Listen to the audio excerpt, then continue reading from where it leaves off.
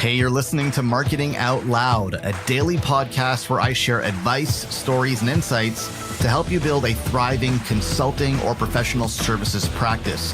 To subscribe to the show, head over to marketingoutloud.fm. Just had a great conversation with some clients on a coaching call about something that I think you probably need to hear as well. Some people are people pleasers. They have a high need to please other people. And the implication of that is that they avoid conflict or confrontation at all costs.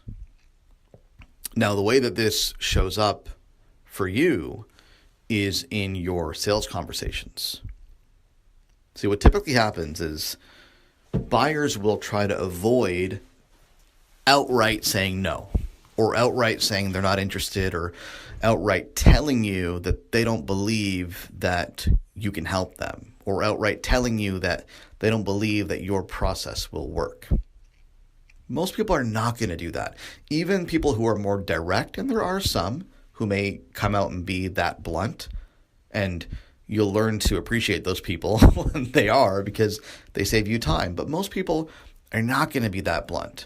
Everybody has a certain level of this desire to please others and avoid confrontation. Some are more extreme, some are less extreme.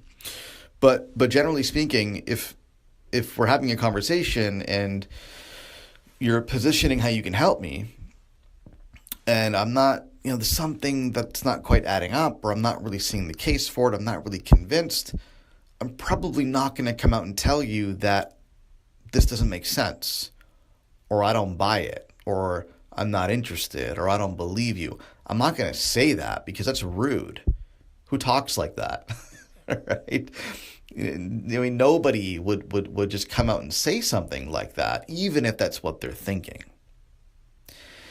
And that's where things get really dangerous and complicated from a sales perspective, because what you're going to hear a lot of is, well, look, we need to think about this some more.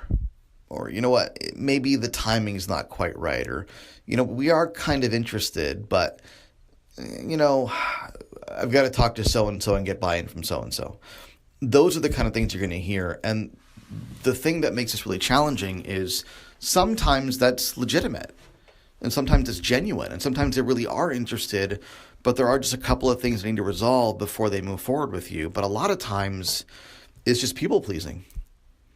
It's just they don't want to come out and tell you that they're not interested, or they don't buy it, or they don't believe it'll work. So they're going to try to let you down easy by saying, look, yeah, it sounds interesting, but give us a couple of months, or let me go and talk to so-and-so, and then we'll get back to you. And the higher their need to please other people, and the higher their desire to avoid confrontation, the more they're going to go out of their way to try to convince you that they actually are interested. And they might even believe that to be true at some level, whereas they're actually not at all, just because they want to make you feel good. It's coming from a good place. It's not a terrible quality, because they don't want to disappoint you. They don't want to let you down. They don't want to buy from you either, but they don't want you to feel bad about that. So they couch it in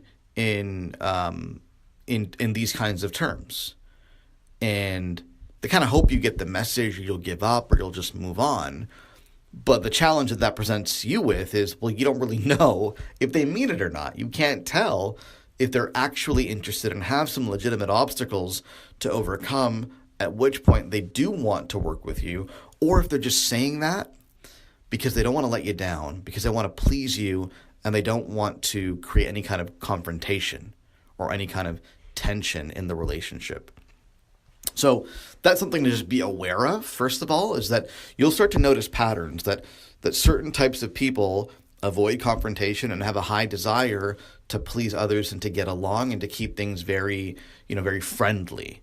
And so be aware of that, because if you're dealing with somebody who's like that, then, take everything that they say in terms of their affirmations with regards to your solution or your process or working with you. Take all of that with a grain of salt, because they might just be saying that. But also, this is why it's so important in a consulting sale to get to the offer as fast as possible. So put an offer in front of them as fast as you can, even if it's a lower priced offer, like a front end offer that ties into a back end offer. Get something in front of them that they can say yes or no to. Because the longer you do this drawn out dance of, hey, are you interested? And hey, let's talk about this. And hey, let's do a proposal. And hey, this and hey, that. You're just giving them more opportunities to string you along without ever actually getting to a yes or a no. And that's what they want. They want to string you along. They want to avoid the decision at all costs because that's where things get uncomfortable and they don't want to disappoint you. They don't want to create some kind of confrontation. So it's much easier for them to just string you along and avoid the decision.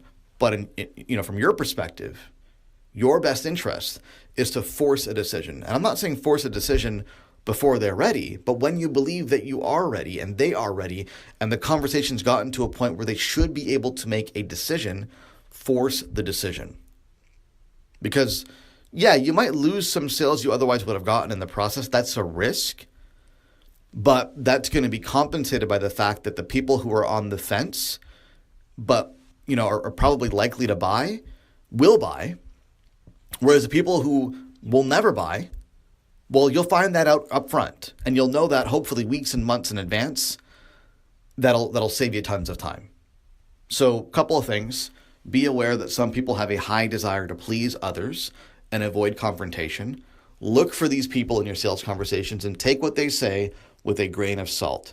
They may tell you that they're interested. They may not actually be interested. That doesn't mean a whole lot. And secondly is always try to force a decision as fast as possible. Don't go back and forth with the client for weeks and weeks and months and just enable them to continue kicking the can forward. Force a decision. And that will weed out the people who are serious from the people who are not serious. Hey, thanks for listening. Do me a favor. If you like what you hear, go on iTunes and leave us a rating and a review because it helps more people discover the show. Thanks so much.